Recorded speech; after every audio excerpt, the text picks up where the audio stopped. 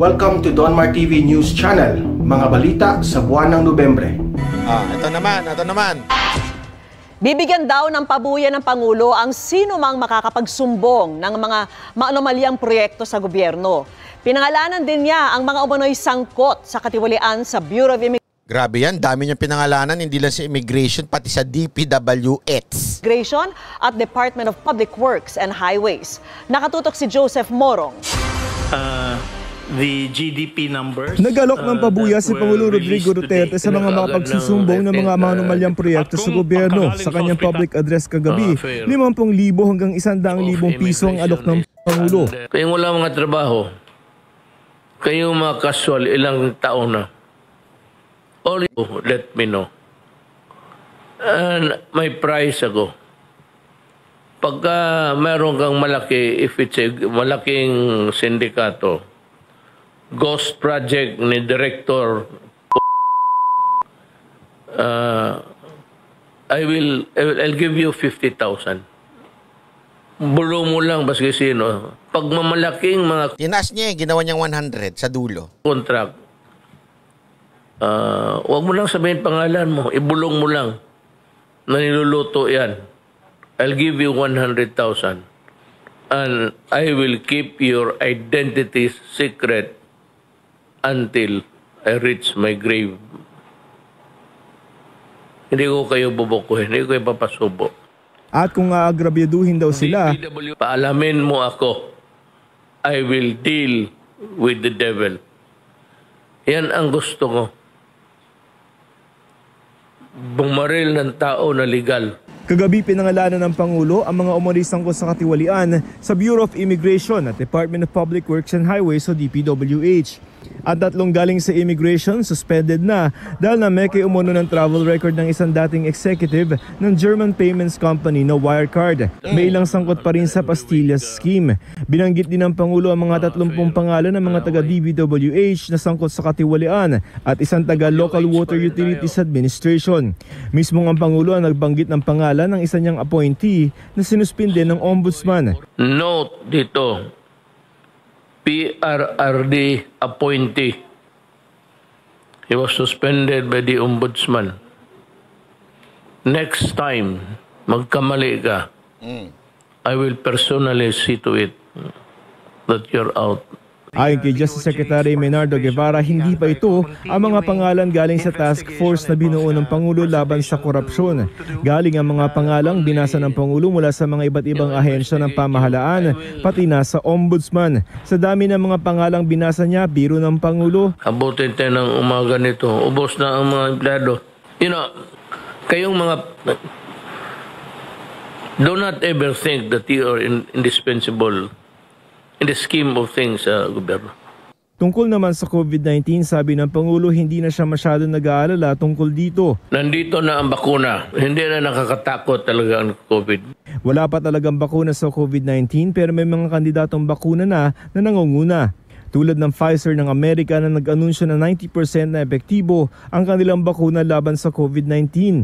Paliwanag ni Presidential Spokesperson Harry Roque, ang ibig sabihin ni Pangulong Duterte na nandito na ang bakuna ay magkakabakuna na laban sa COVID-19 at may mga hakbang na ginagawa ng gobyerno para masigurong makakakuha tayo nito.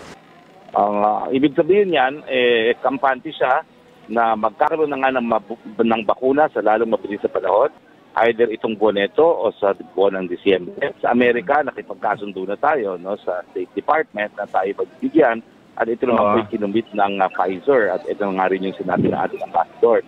At sa China naman, inaasahan natin dahil sa personal na pagkakaibigan ni President Xi at ni President Duterte, magkakaroon din tayo ng vaccine na anytime maa-aproban ng Chinese FDA. Ang Pilipinas handa namang bumili, mangungutang daw tayo. US dollars, $300 million. So malaki yan. Makapabili tayo. But I think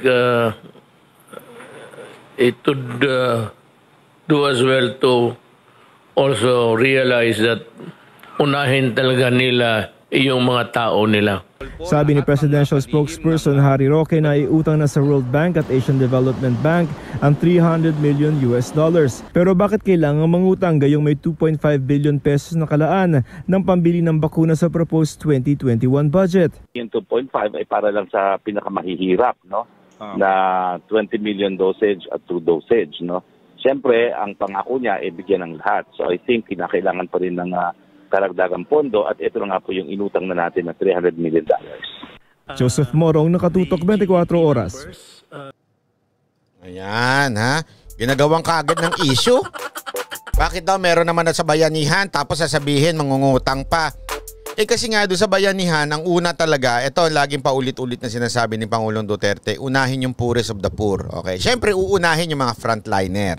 Okay? Pangalawa, yung mga kapulisan at saka kasundaluhan dahil yan yung nagpapatupad at nagsasaayo sa atin. Siyempre kasi pwede yung magkagulo, sa totoo lang pwede yung magkagulo pagka dumating yung bakuna, baka magkaunahan yan. So kailangan talaga ng mga kapulisan at kasundaluhan dyan. So sila ang unahin, tapos yung mga mahihirap, yan yung 2.5 billion. Pero ang nais ng ating Pangulo, lahat. Kasi alam niyo yung tinatawag na herd immunity. Okay? Yung herd immunity kahit parang ang dating nun is yung marami na bakunahan at dahil doon hindi na makalipat-lipat yung COVID, something like that. Okay? Pero gayon pa man hindi pa rin sapat na pag-aaral pagdating sa COVID, kaya ang naiso ng ating gobyerno lahat ng mamamayan ay mabigyan ng sapat na bakuna. Okay, sapat na supply ng bakuna sa bawat, lalo na sa probinsya. Napakadami yung Pilipino, yan ang problema natin. So, yan ang pinaplano ng ating Pangulo. Ito na, next. Ay, ito, grabe natawa ako dito. Pasensya na, pero napalaugh ako. Naging usap-usapan online na ang ginawang paghuli ng PIDEA. Tingnan mo, ang title kagad, tanim droga. Tingnan mo tanim droga kagad meron kagad tanim droga. Pero may question mark. Pero syempre, yung mga taong gullible, ay grabe, oo nga, tanim droga. Kahit ako noong una nagulat ako, tanim droga? Tanim droga kaagad? Sana kung merong man lang, slight lang ba, na ebidensya na meron talagang tanim droga. Nung pinanood ko yung video, kayo na lang humusga. Sa isang lalaking sangkot umano sa droga sa Eastern Samar, nahuli pa nga yung habang kinakapkapan yung lalaki at nakuha na umano ng mga otoridad nang hinihinalang shabu. Pero ang giit ng pamilya ng lalaki, tanim droga daw ang nangyari. Ang tugon dito ng PIDEA sa pagtutok. Grabe, yun talagang hinedline nila, no? Yung akusasyon, ewan ko ba, GMA, talagang gusto nyo lang magkaroon ng sensationalize ang news. Ni Mariz Uman. Kuha ang videong ito noong September 18 sa buy-bust operation ng pinagsamang puwersa ng Obserbahan ninyo tingnan ninyo. PNP sa isang tulak ng iligal na droga sa barangay Mara-Mara, Sulat, Eastern Samar. Ang suspect, kinilalang si Anthony Clent Asirit, umano'y top 13 sa PIDEA Drug Watch List ng lalawigan. Makikita sa video ang pagkapkap ng nakasibilyang ahente kay Asirit, ang pagkakuha ng isang sachet ng hinihinalang shabu sa likod ng kanyang shorts. Pero maririnig ang pag-angal ng mga tao sa paligid. Hindi nagpatinag ang ahente at sige pa rin siya sa walang hawak yung ahente Asirit. Hanggang sa may makuha siyang isang bagay na mistulang ID sa kanang... Ay, kung magikero yan, napakagaling na magikero niyang PIDEA. At mantakin mo they're doing it in front of camera, in front of all the people. Sa nito, ang mga tao sa paligid, sige pa rin sa pag-alma. May nakuha muling pakete ang ahente sa kaloob-looban ng bulsa ni Asirit. Sa puntong ito, lalong lumakas ang sigawan ng pag-alma ng mga tao sa paligid. Sa harapan ng mga tao harapan ng mga tao. Hindi sila takot. Kinakapkapan ha?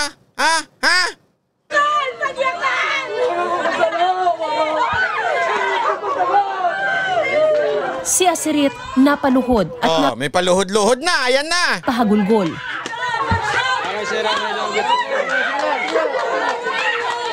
Sabi ng PIDEA, mismo mga kasamahan ni Asirit ang nagkanta sa kanya. Masusi muna siyang minanmanan hanggang sa masakote sa aktwal na... Hindi, pusta tayo, sasabihin nila, mabait yan eh. Mabait yan eh. Di ba lagi naman pag may mga nahuhuli pagdating ng mga pag may napatay sa droga, na ganyan-ganyan, sasabihin na, mabait yan eh. Meron ka ba nakita? Ito, tanong ko lang hindi ko sinusgan si tatay Tanong ko lang, meron ba kayong nakitang kriminal na sinabi ng mga tao, masamang tao yan? Demonyo yan? Demonyo? Meron kayong nakitang kamag-anak na gano'n ang sinabi dun sa kanilang kamag-anak na nahuli o kaya natigok? Wala! Sasabihin nila, mabait yan eh! Mabait na bata yan! Walang kaawa yan eh! Buy-bust operation kung saan nagpanggap na poster buyer ang isang pulis. Hindi nagbigay ng pahayag ang suspect pero ang mga kamag-anak at kaibigan nito. Sabi ko nga, good job sa PDEA. Bakit? Sa harapan ng mga tao, talagang kinapkapan. May video, may camera, hinahayaan mag-video yung mga tao. Yan ang panalo. Nanindigang ipinlanta lang daw ang mga droga. Ang punong barangay tumangging pumirma sa Certificate of Inventory ng PIDEA sa mga nakumpiska sa suspect. Tingnan mo, ang galing ng PIDEA. Sa harapan pa talaga ng bahay, hindi nila tinago yung pirmahan. Saka ilalaban dyan. Dahil hindi raw kaya ng konsensya niya ang nangyari. Pero ang mismong hepe ng PIDEA na si Director General Wilkins Villanueva umalma sa mga alegasyong tanim droga ang nangyari. Pambihira naman. Kisang-kisa naman na wala namang laban, walang hawak yung tao. Problema ba ng ahente na may makuha doon sa bulsa ng nabaybas niya? Kung masyado namang unfair naman sa PIDEA na gagawin, imagine, nakikita siya, alam ng tao, ng ahente, na binibidyohan siya eh. Diba? Kung alam mo na binibidyohan ka, magmamagic ka pa ba? Napaka-common sense naman eh. Dagdag ni Villanueva, natural daw sa mga nahuhuli at kanilang kaanak ang umalma at magkunwaring walang kasalanan nito. That's the usual na reaction either ng pamilya, ng nahuli, or yung tao. Makikita mo, after nakuha doon sa tao, anong ginawa ng tao? Lumuhod. Ano mo doon? Touch move siya eh. Nahulihan siya eh. Ang hindi pa natin alam, baka nakabatak pa yung tao para magkaroon ng ganung reaction. But sa family, talagang naghihiyawan yan, nag-iiyakan yan. Talagang hindi tayo mananalo sa, particularly sa barangay, pag ganyan parate yung, Takbo kayo sa CHR! Sige na, takbo na doon! Baka ipagtanggol kayo! Tayo pa ang may kasalanan pag hinuhuli yung addict or yung pusher. Sasampahan ng suspect ng kasong paglabag sa Republic Act 9165 para sa pagbebenta at pagkakaroon ng iligal na droga. Pansamantala siyang nakakulong sa sulat lockup cell. Ayon sa PIDEA, sa kabila ng mga batikos, mas pinalakas pa raw nila ang kanilang drug clearing program sa mga barangay. Di raw sila titigil hanggang maaresto hindi lang ang mga maliliit na pusher, kundi lalo na ang mga high-value target. Pero sabi ng PIDEA, ang lahat ng ito ay mawawalang saysay kung hindi magkakaroon ng intervention o tulong ang lokal na pamahalaan. Hinimok naman ni Villanueva ang publiko na isumbong sa kanila ang mga sangkot sa iligal na droga sa Isumbong Mo kay Wilkins Facebook page para agad daw nilang maaksyonan ang reklamo. Mariz Umali, nakatutok, 24 tingnan niyo yun, oras. natandaan ninyo. Pag meron kayong kilalang addict, Laging usap. Ito ayan yung kanya. Isumbong mo kay Wilkins, Meron akong gagawin yan isubo mo kay Banatbay. Para yun yung bago kong episode ba? Yung ba episode ito? Itong kainan episode. Isubo mo kay Banatbay. Ganon, Okay. Ayan na po. Sasabihin ng iba, edited daw yung video. Kagalokohan ba? Ay nako. Ewan ko ba? Pero may suggestion ako sa PIDEA Maganda na yung ginawa ninyo, pero maganda siguro maglagay kayo ng GoPro dito. 'Di ba? Parang yung sa mga pulis sa ibang bansa, 'di ba, may GoPro kasi may wide to eh. Ang ganda ng bigay ni Randel Bunaga, no. GoPro 9. Sana all, sabi nga. Ayan, 'di ba? May GoPro ganyan, nakalagay yan diyan, para kahit habang kinakapkapan, presenta nyo ito. Naka-wide yan, super wide, kitang-kita yung kamay mo. 'di ba? Para dagdag ebidensya aside from doon sa video na kinukuhanan ninyo, di ba?